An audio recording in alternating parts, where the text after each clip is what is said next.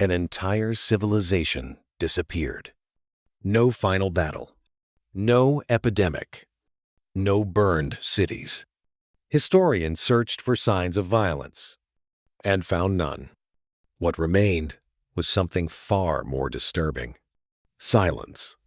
As if thousands of people simply stood up and walked away. Throughout history, civilizations usually collapse loudly. We see wars, invasions, mass destruction. But some societies don't fall like that. They fade, quietly, leaving behind cities that feel frozen in time. This is the story of one such civilization, a city that vanished without a trace. At its peak, this civilization was strong. Its cities were carefully planned. Streets followed patterns. Buildings were constructed to last generations. Trade routes connected distant regions. Goods flowed in and out. Archaeologists have found evidence of wealth, organization, and stability. This was not a fragile society on the brink of collapse. It was functioning, thriving, confident in its future. Daily life continued as normal. Homes were occupied. Tools were used. Food was prepared. There were no signs of panic in the archaeological record. No hurried abandonment. No defensive structures built in desperation.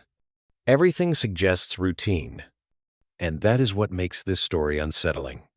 Because civilizations do not usually disappear when everything seems fine. Archaeologists often say that ruins tell stories, not through words, but through patterns. The placement of buildings, the absence of damage, the objects left behind. In this case, the patterns tell us something unusual. Not chaos, not destruction, but intention.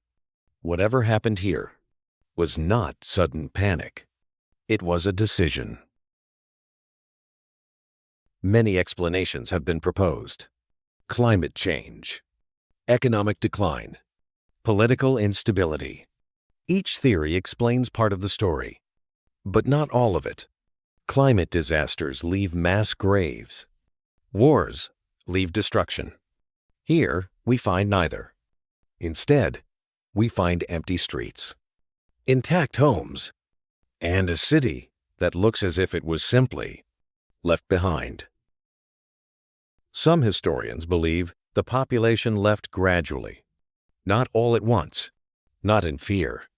Families may have moved away over generations, one household at a time, until maintaining the city no longer made sense. When the final residents left, there was no one left to record the moment. History didn't end here. It simply stopped writing. Ruins don't always represent disaster.